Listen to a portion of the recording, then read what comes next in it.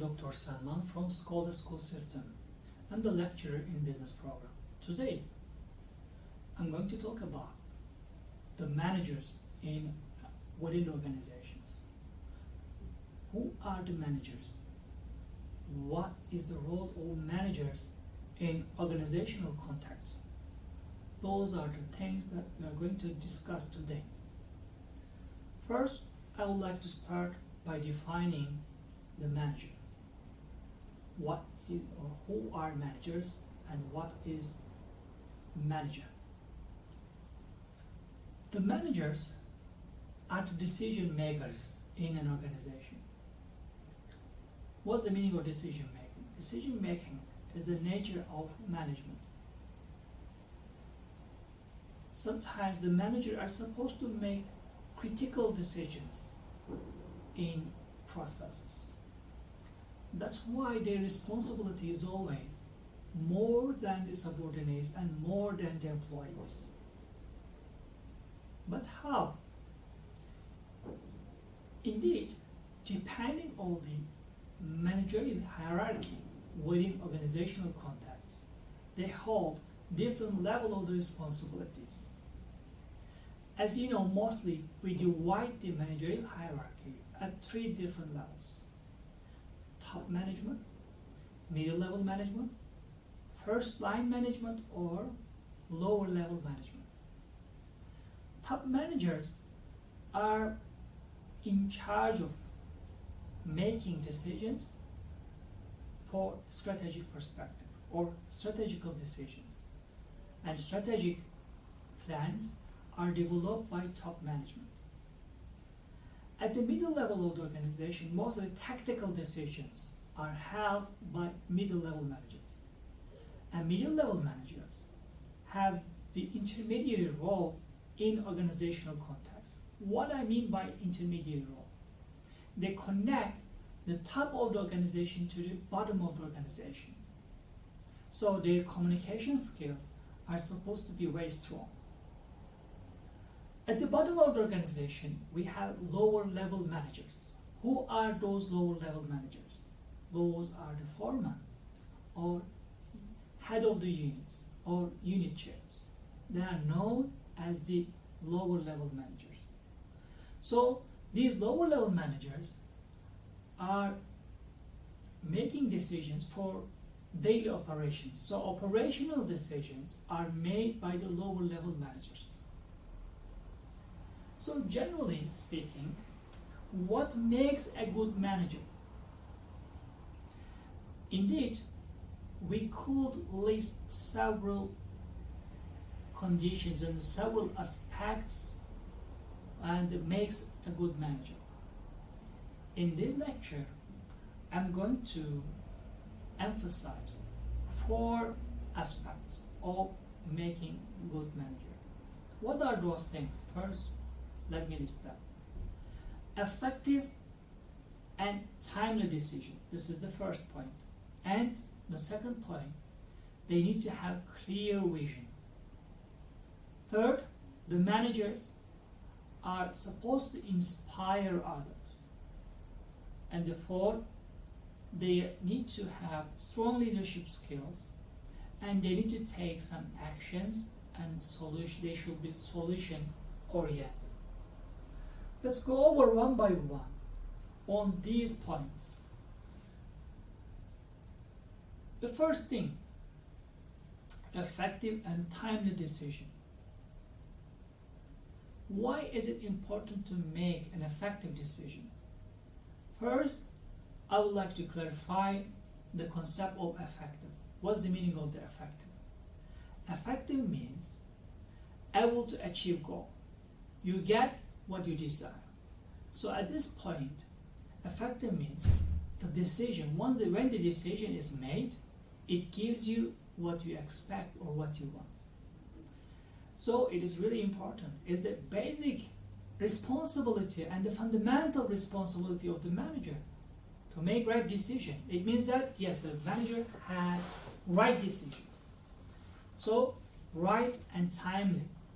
As you know, under some circumstances, even though you made the right decision, as you didn't do it on time, is going to be ineffective decision. Even though it is right, in terms of time, it is not right, it's going to be ineffective decision. At this point, the managers are supposed to make decision on time with the right way. So this is the first point that the managers are supposed to be careful. And how do the managers make decision? Indeed, it depends on the characteristics and the approach of the manager. Why am I stating the point of approach?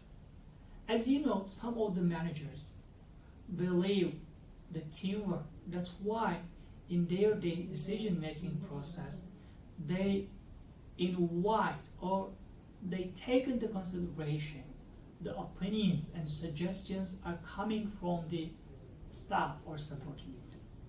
So you can think that this is a democratic way for making decisions. On the other side, some of the managers, as they have the right and responsibility for decision making, they do their decision by themselves. They do not need anyone else. They don't want to take any suggestion or recommendation. So it's going to be an autocratic way to make a decision. So it depends on the way and characteristic of the managers. Sure, we can discuss which of these forms is more favorable. And collecting or the gathering more suggestions compared to autocratic way, it could be recommendable. But in some cases, the autocratic way could be more favorable. If there is a time pressure and to make a decision, to take an action, in that case, the managers are suggested to follow an autocratic way. The next point, what is that? It is clear vision. What is the meaning of the vision? Vision, and it's the point in the long run where the person wants to be. And if we are talking about organization, in the long run, where the organization wants to be. This is a feature-oriented goal or picture of the organization. It's like a dream of the organization and dream of the managers in an organization.